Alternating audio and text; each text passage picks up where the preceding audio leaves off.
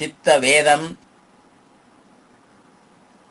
36ஆம் நாள் தொடக்கம். ஆன்ம நேய அன்பர்கள் அனைவருக்கும் ஆத்ம வணக்கம்.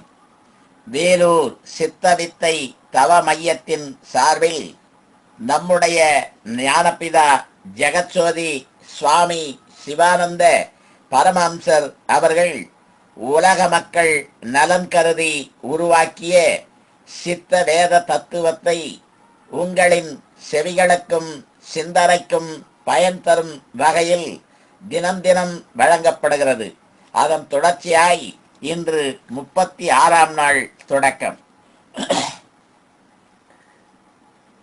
மனம், சித்தம், புத்தி, அகங்காரங்கள் இந்நான்கும் கூடாமல் யாதொன்றும் உண்டாக்குவதற்கு முடியாது.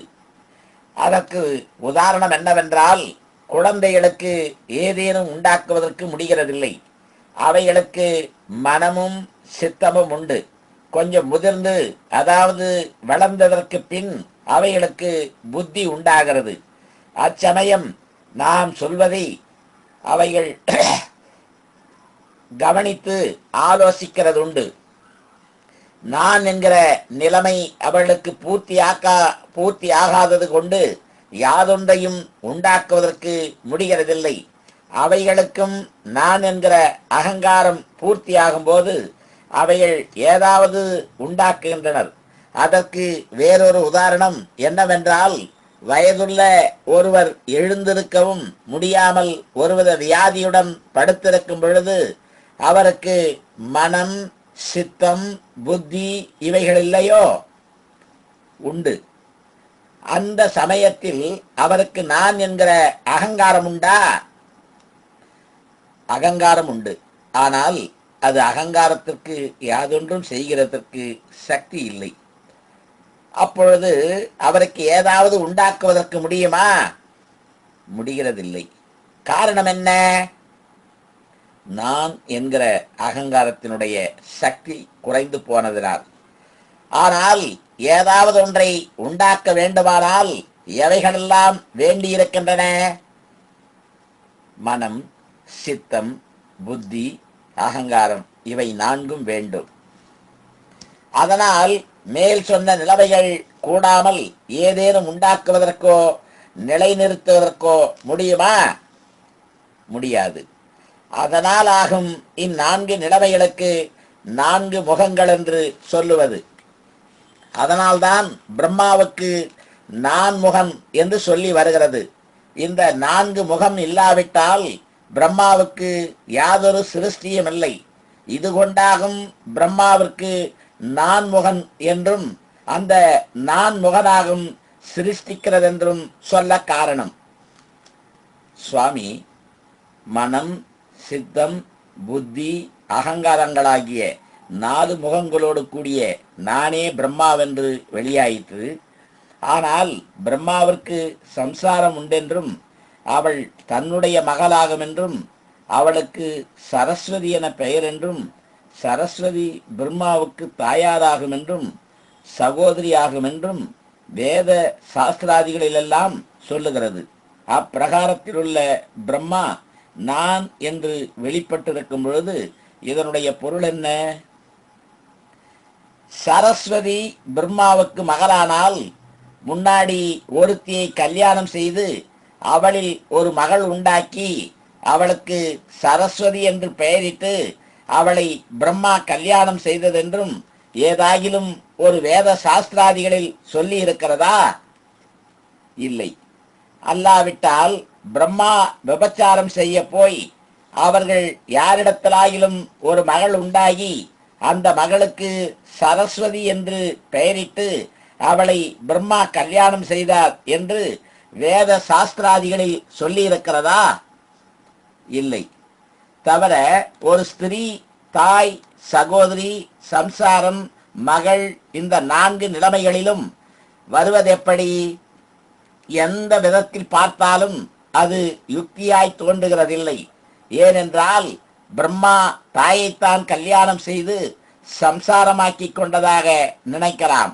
அப்பொழுது சகோதரியாகவும் மகளாவும் வருவதற்கு ஆதாரம் உண்டா? இல்லை.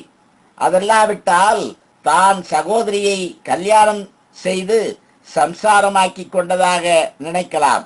அப்பொழுது அவள் தாயாகவும் மகளாகவும் இருப்பதற்கிடம் உண்டா? இல்லை. அதுகொண்டு எந்த பிரகாரம் பார்த்தாலும் ஒரு ஸ்திரீ முன் சொல்லிய 4 விதமாகின்றாள் என்று சொல்வதற்கு யாதொரு யுக்தியும் இல்லை.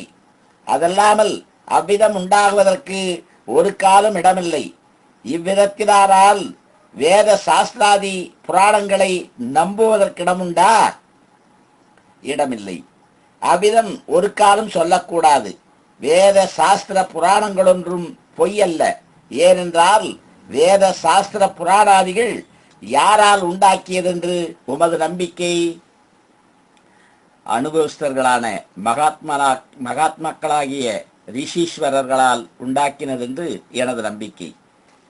அப்பிரகாரமுள்ள அனுபவஸ்தர்களான நிரீஸ்வரர்கள் பொய் எழுதியதென்று சொல்லக்கூடுமா? ஐயோ, அது ஒரு காலமும் சொல்லக்கூடாது. ஆனால் அனுபவஸ்தர்கள் எழுதியிருக்கின்ற அனுபவங்களை உலகோர் அறியாமல் தவறாக எண்ணியிருக்கிறார்கள். அனுபவஸ்தர்கள் பிரம்மாவையும் சரஸ்வதியும் அறிந்து இன்னின்ன சங்கதிகளை கொண்டு சரஸ்வதி பிரம்மாவுக்கு மகள் என்றும் சம்சாரம் என்றும் தாய் என்றும் சகோதரி என்றும் தெரிந்து அனுபவப்பட்டு அந்த அனுபவத்தையே வேத சாஸ்திராதிகளில் எழுதி வைத்ததாகும். அதனால் பிரம்மா யார் என்றும் சரஸ்வதி யார் என்றும் ஆலோசிக்க வேண்டும்.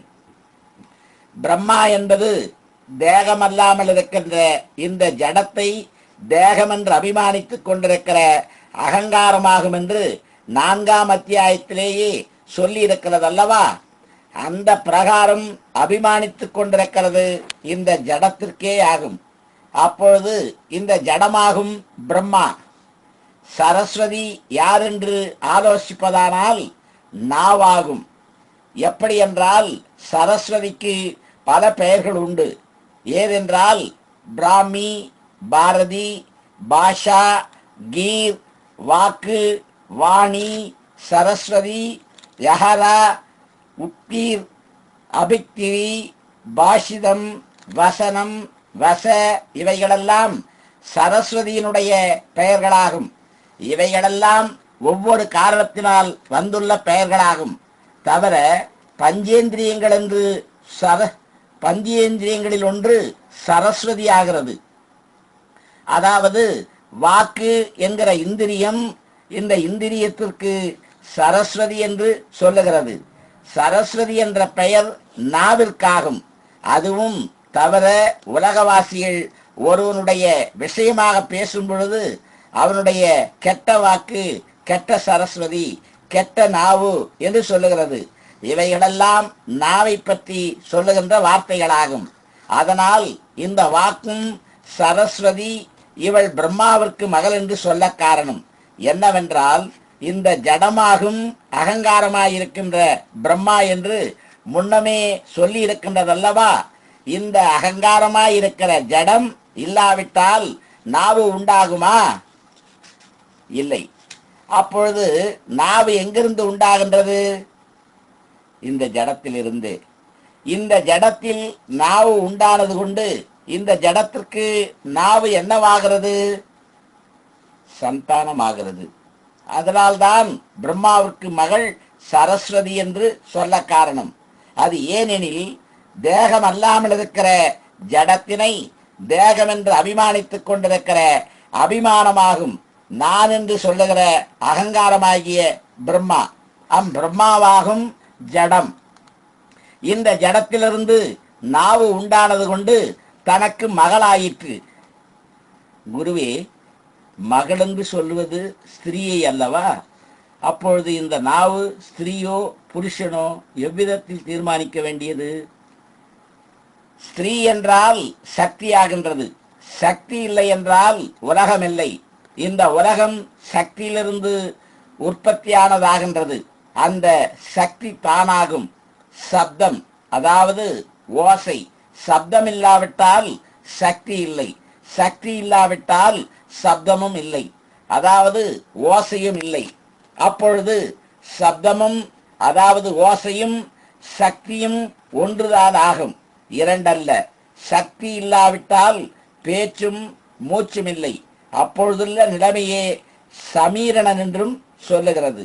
அது நாம் தூங்குகிற சமயத்தில் உள்ள நிலைமை. அதாவது சக்தி வாயுரூபமாய் வெளியில் செலிக்காமல் தன்னுடைய உள் வழியாய் மேலாகவும் கீழாகவும் மாத்திரமாய் கதாகதம் அதாவது நடனம் செய்கின்ற நிலைமை. நன்று. நாளைக்கு தொடருவோமா? ஆத்ம வணக்கம்.